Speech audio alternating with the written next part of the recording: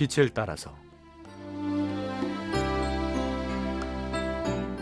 빛을 따라서 매주 화요일 이 시간에는 서대문교회 최종태 목사님께서 말씀 전하십니다.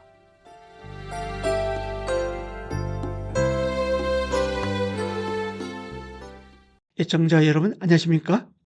지난 시간에 이어 이번 시간에도 성경의 흐름을 따라 가나안 정복 시대로 가보겠습니다.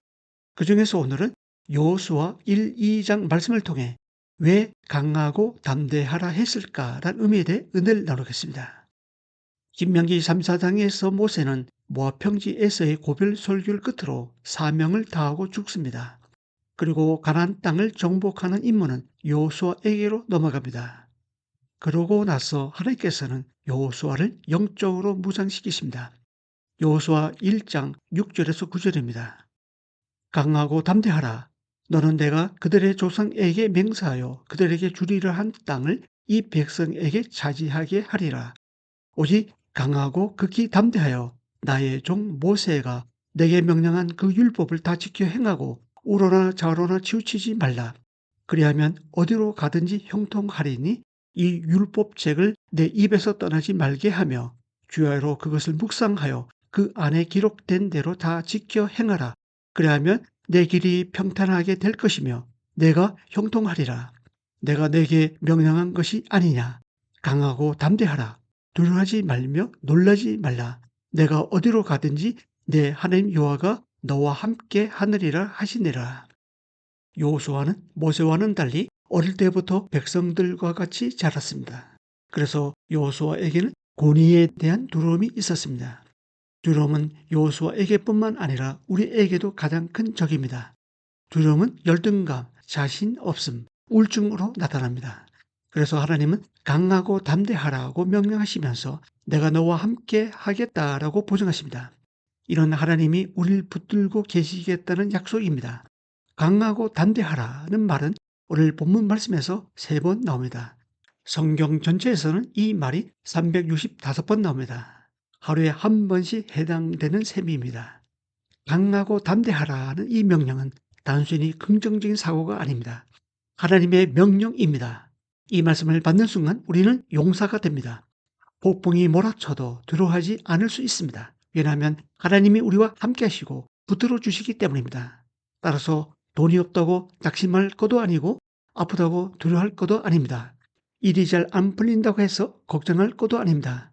두려움은 마귀가 우리에게 주는 마음입니다. 하나님 앞에서 걱정하거나 벌벌 떨 필요가 없습니다. 하나님은 우리 편입니다. 왜 하나님께서 여호수아에게 강하고 담대하라고 명령하셨을까요? 3가지 측면에서 생각해 볼 수 있습니다. 첫째, 하나님의 자녀, 하나님의 소유이기 때문입니다. 하나님은 자기 자녀와 함께 하시고 그들을 보호하시고 대신 싸워주십니다. 하나님의 소유이기 때문에 그들에게는 하나님의 거룩한 이름이 걸려 있습니다. 하나님께서는 자기 이름을 위해서라도 의의 길로 인도하시고 책임져 주십니다. 그런데 우리는 눈에 보이는 상황과 환경을 보고 쉽게 낭망할 때가 있습니다. 그래서 하나님께서 강하고 담대하라고 명령하시는 것입니다. 예수님께서도 동일한 말씀을 하셨습니다. 요한복음 16장 33절입니다. 너희가 환난을 당하라 담대하라 내가 세상을 이겼노라. 하나님 편에서 보실 때는 이미 큰 전쟁은 끝이 났습니다. 그런 주님께서 우리에게 강하고 담대하라고 하십니다. 하나님께서 함께 있는 한 대적할 자가 없습니다.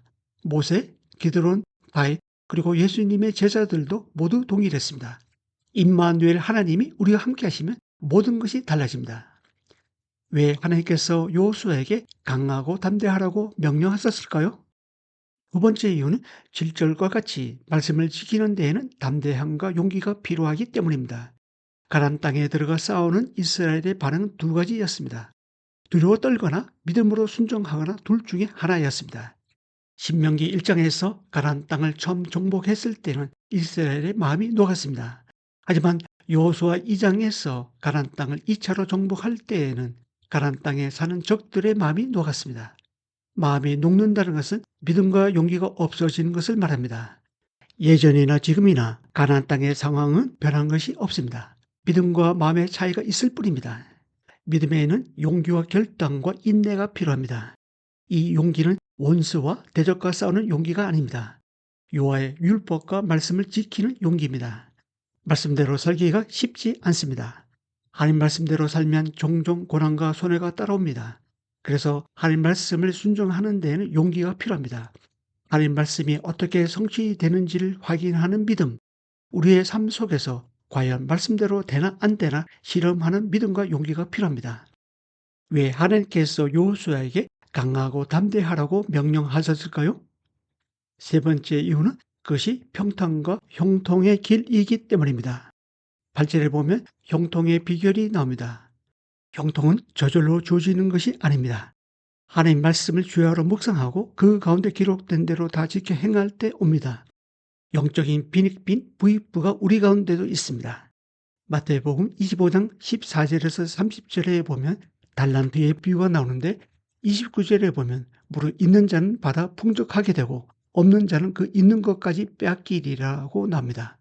우리는 하나님을 알아가는 일과 영적 성숙을 위해 투자해야 합니다.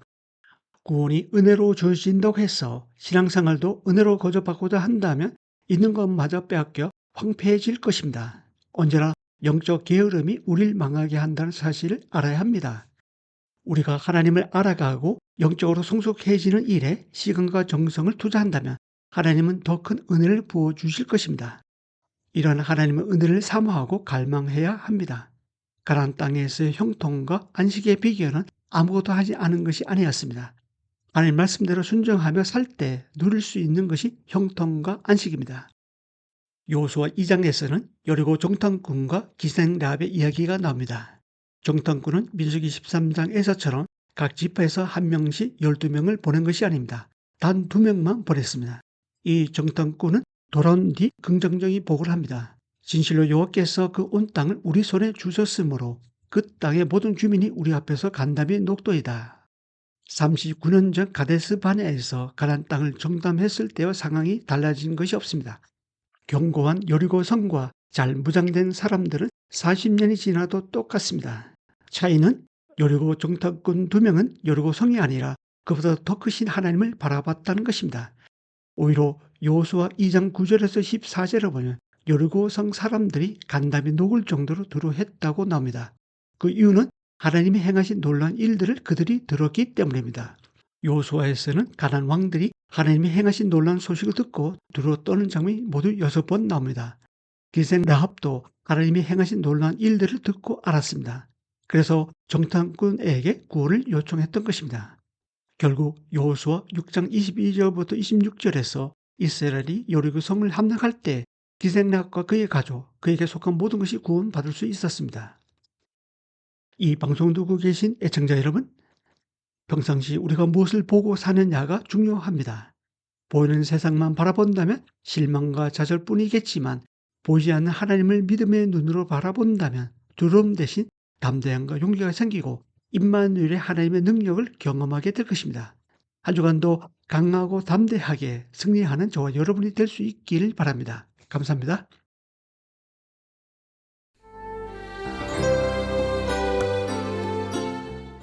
빛을 따라서 지금까지 서대문교회 최종태 목사님께서 말씀 전하셨습니다. 오늘 말씀 들으시고 신앙생활에 도움받기 원하시는 분들 지역번호 02-3141-5853 3141국에 5853번 서대문교회로 전화하시기 바랍니다.